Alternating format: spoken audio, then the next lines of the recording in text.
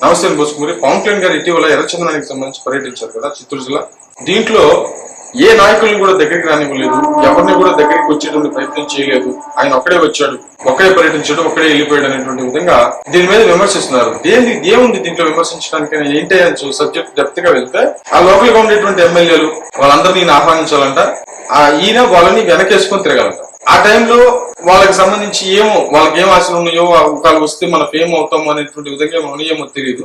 ఎమ్మెల్యేలను డిసప్పాయింట్ చేశారు, ఎవరు రావద్దని చెప్పాడు అనేటువంటి విధంగా. దీంట్లో ఒకటి గుర్తుపెట్టుకోండి, సింపుల్, దీంట్లో ఏం లేదు. ఎవరు ఎంత సొల్లు వాగినా, ఎవరు ఎంత చెత్త వాగినా కూడా ఎర్రచందనం అనేది ప్రధానమైనటువంటి సమస్య. దీనికి ఏంటంటే, దీనికి వీళ్ళందరూ వచ్చారంటే ఒక సభ నిర్వహించి ఇదిగో పవన్ కళ్యాణ్ గారు వీరుడు సూర్యుడు, ఎర్రచందనాన్ని ఇట్లా అయిపోతుంది, అట్లా అయిపోతుంది, మేము మాత్రమే ఎర్రచందనాన్ని అదుపు చేయగలిగాము, వైసీపీ మాత్రం ఎర్రచందనాన్ని దోచుకుంది, ఈ రకమైనటువంటి స్టేట్మెంట్లు, రకమైనటువంటి సభలు నిర్వహించడం తప్ప ఏముండదు. పవన్ కళ్యాణ్ గారు సింగిల్ గా నేనేమనుకుంటున్నా అంటే, లాజిక్ ఉంటేనే నమ్మండి. ఎందుకు అనుకుంటున్నా అంటే, ఎర్రచందనం అనేది ఇంతవరకు కూడా ఏ నాయకుడు కూడా దాన్ని సందర్శించలేదు.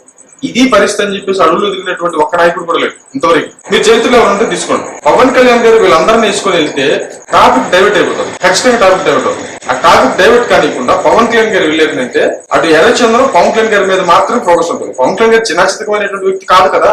ఇంతకుముందు అటవీ శాఖకు సంబంధించినటువంటి మంత్రులు చాలా మంది ఉన్నారు, కానీ ఎవరు కూడా దాన్ని బయటకు తీసుకొచ్చిన ప్రయత్నం ఎక్కడా చేయలేదు. ఎర్రచందనానికి సంబంధించి ఏ రాజకీయ నాయకుడు అయినా సరే వెళ్లి పర్యటించి ఇదిగో ఇక్కడ ఇలా జరుగుతుందని చెప్పేసి చెప్పినటువంటి సందర్భం ఏమైనా ఎన్ని దశాబ్దాలను తీసుకుని ఎవరు ఉన్నారో చూడండి, ఎవరు లేరు, ఒక పవన్ కళ్యాణ్ గారు తప్ప. సమస్య చాలా పెద్దది, సమస్య చాలా జటిలమైనది, సమస్య చుట్టూ చాలా మంది రాజకీయ నాయకుల యొక్క వ్యూహాలు అల్లుకొని ఉన్నాయి.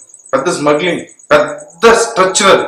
కాబట్టి దాన్ని బయట పెట్టడానికి వెళ్ళేటువంటి సమయంలో ఎంత పెద్ద ప్రమాదం ఉంటుంది, ఎంత పెద్ద ఆలోచన ఉంటుంది. కాబట్టి పవన్ కళ్యాణ్ గారు వెళ్తే ఓన్లీ సబ్జెక్ట్ మాత్రమే ప్రొజెక్ట్ అవుతుంది. ఇప్పుడు ఎర్రచందనానికి సంబంధించి ఇంత పెద్ద ఎత్తున డిబేట్లు, ఇంత పెద్ద ఎత్తున సోషల్ మీడియా, ఇంత పెద్ద ఎత్తున మెయిన్ స్ట్రీమ్ మీడియా, ఇంత పెద్ద ఎత్తున నేషనల్ వైడ్ గా ప్రచారం జరుగుతుంది అంటే ఆ సబ్జెక్ట్ ని జనంలోకి తీసుకువెళ్ళడానికి పవన్ కళ్యాణ్ గారు సింగిల్ గా వెళ్తేనే కరెక్ట్. మిగతా వాళ్ళు మొత్తం తీసుకెళ్తే చంద్రబాబు నాయుడు గారు వీరుడు సూర్యుడు, ఇప్పుడు పవన్ కళ్యాణ్ గారు వీరుడు సూర్యుడు, ఈ ఎర్రచందనాన్ని బయట పెట్టాలి, అంతా దోచుకున్నారు, మేమంతా పద్ధతిలో ఈ రకంగా మాట్లాడతారు.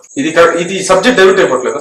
ఎవరో దాంట్లో ఏదో మాట్లాడి దాన్ని వైసీపీ పార్టీ రాజకీయం చేసి అసలు మ్యాటర్ బయటకు వెళ్ళిపోయి ఎర్రచందనం స్మగ్లింగ్ జరుగుతోంది. ఈసారి ఎవరైనా సరే దీని జోలికి వస్తే ఒప్పుకోం. ఏ రాష్ట్రానికైనా సరే ఎర్రచందనం వెళ్తే దాన్ని వెనక్కి తీసుకొస్తాం, పట్టుబడితే వెనక్కి తీసుకొస్తాం. ఎర్రచందనం మీద చాలా సీరియస్ గా ఉన్నాం. ఇది మన సంపద.